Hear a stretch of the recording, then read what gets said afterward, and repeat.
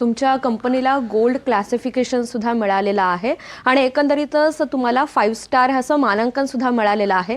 तर दुबईच्या डिपार्टमेंटकडनं हे मानांकन मिळणं किती महत्त्वाचा टप्पा होता?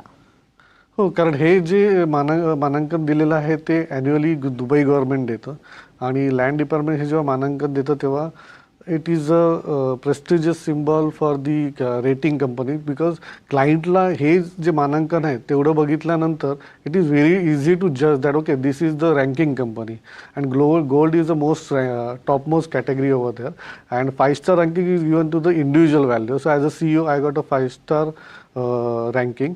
त्यामुळे माझ्या क्लायंटना जेव्हा सेग्रिगेशन करायचं इतर कंपन्यांमध्ये माझ्यामध्ये तेव्हा this is a very much primary criteria. त्यामुळे क्लायंट रेकग्निशनमध्ये मला इझिली मी त्यांच्या नजरेत पडतो की बाबा he is a Dubai government accredited gold ranking company. त्यामुळे अशामध्ये मला मोठे मोठे क्लायंट इझिली कॅप्चर झाले. अगदी तिथल्या गव्हर्नमेंट कंपन्या आणि मोठमोठे कॉर्पोरेट क्लायंट माझ्याकडे यायला लागले आणि त्यामुळे ही मानांकन फार महत्त्वाचं होतं.